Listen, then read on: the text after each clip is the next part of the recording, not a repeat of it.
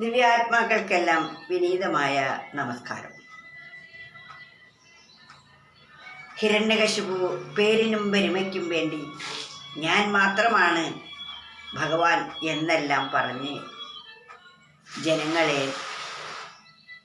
തൻ്റെ അടിമകളാക്കി മാറ്റിയിരുന്നു. അതുപോലെ പേരിനും പെരുമയ്ക്കും വേണ്ടി പാടുപെടുന്ന എത്രയോ ജനങ്ങളുണ്ട്. അവർ എന്തെങ്കിലും ഒരു പ്രവൃത്തി ചെയ്യുന്നത് പ്രശസ്തിക്ക് വേണ്ടിയോ അല്ലെങ്കിൽ മറ്റുള്ളവർ അംഗീകരിക്കുന്നതിന് വേണ്ടിയോ ആയിരിക്കും. അത്തരത്തിലുള്ള കർമ്മം നമ്മെ തന്നെ ബന്ധിപ്പിക്കുന്നതാണ്. അതിനാൽ നമ്മൾ ഗ്രഹിച്ചിരിക്കേണ്ട ചില തത്വങ്ങൾ ഒന്ന് ശ്രവിക്കുക. കീർത്തിയാലെന്താ നിനക്കൂധന, പൂർത്തിയാലെന്താണ് രാജ്യത്താലെന്ത്, ആർത്തി നശിക്കണമെങ്കിൽ നിത്യം പാർത്തിടുകാത്മാവെ ആശ അടക്കി. ഈ പേരിനും പ്രശസ്തിക്കും വേണ്ടി, പണത്തിനും പദവിക്കും വേണ്ടി, ഓരോന്നിനും വേണ്ടി ഓരോരുത്തരും ഈ ലോകത്തിൽ ഓടിക്കൊണ്ടേയിരിക്കുന്നു. അത് താൻ ഉദ്ദേശിച്ച വസ്തു കിട്ടിക്കഴിയുമ്പോൾ മനസ്സിലാവും അതിൽ വിചാരിച്ച സുഖവും സംതൃപ്തിയും ഇല്ല. പിന്നെ മനസ്സ് മറ്റൊന്നിലേക്കാണ് ഓടുന്നത്. അങ്ങനെ മാറി മാറി വസ്തുക്കളെ മാറുക എന്നല്ലാതെ മനസ്സിൻ്റെ സംതൃപ്തി കൈവരിക്കാൻ സാധിക്കുന്നില്ല. അതുകൊണ്ട് കീർത്തിയാലെന്താ നിനക്കു, ധനപൂർത്തിയാലെന്താണ് രാജ്യത്താൽ എന്ത്.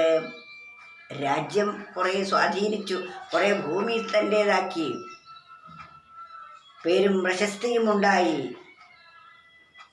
ആർത്തി നശിക്കണമെങ്കിൽ നിത്യം, ഇതൊക്കെ നേടിയാൽ ആർത്തി കൂടുകയേ ചെയ്യൂ. എന്നാൽ ആർത്തി നശിക്കണമെങ്കിൽ നിത്യം പാർത്തിടുകാത്മാവെ ആശ അടക്കി.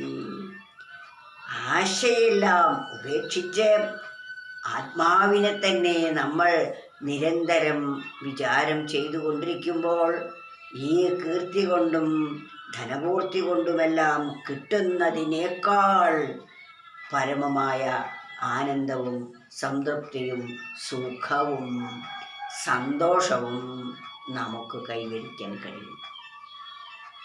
മനസ്സ് സ്വസ്ഥമാകുമ്പോഴാണ് പരമമായ ആനന്ദ നിർവൃതി നമുക്ക് അനുഭവമാകുന്നത്.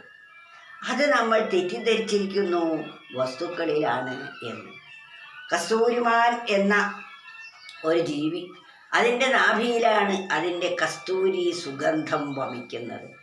അത് ആ മാനിന് അറിയില്ല.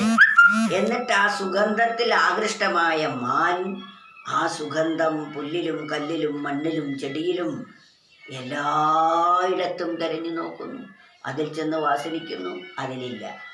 കല്ലിൽ ചെന്ന് വാസനിക്കുന്നു, അതിലുമില്ല. ഇലയിൽ ചെന്ന് വാസനിക്കുന്നു, അതിലുമില്ല. പക്ഷേ ഇത് ഉണ്ട്, അതിൻ്റെ വാസന അനുഭവിക്കുന്നു. അത് കൂടുതൽ അനുഭവിക്കാനാണ് ഈ ഓട്ടം. പക്ഷേ ആ മാനിനറിയില്ല അത് തന്നിൽ നിന്നാണ് വമിക്കുന്നത് എന്ന്. അതുപോലെ നാം ആഗ്രഹിക്കുന്ന സുഖവും സമാധാനവും സന്തോഷവും എല്ലാം തന്നിൽ തന്നെ, തൻ്റെ മനസ്സ് സ്വസ്ഥമായാൽ, തൻ്റെ മനസ്സ് നിശ്ചലമായി, മനസ്സ് തൻ്റെ ഉത്പത്തി സ്ഥാനത്തേക്ക് തിരിച്ചെത്തിയാൽ അനുഭവമാകുന്നതാണ് പരമമായ നിർവൃതിയും സന്തോഷവും സുഖവും ആനന്ദവും എല്ലാം തന്നെ. അത് മറ്റൊരു വസ്തുവിലാണെന്ന തെറ്റിദ്ധാരണ, അതാണ് നമുക്ക് പോകേണ്ടത്. ആ തെറ്റിദ്ധാരണ നീങ്ങിക്കിട്ടിയാൽ യാഥാർത്ഥ്യം നമുക്ക് അനുഭവമാകും. അതിനാൽ മനസ്സിനോട് നാം പറയണം, കീർത്തിയാലെന്താ നിനക്കൂ ധനം, പൂർത്തിയാലെന്താണ് രാജ്യത്താൽ എന്ത്, ആർത്തി നശിക്കണമെങ്കിൽ നിത്യം പാർത്തിടുകാത്മാവെ ആശയടക്കി. ഹരേ കൃഷ്ണ.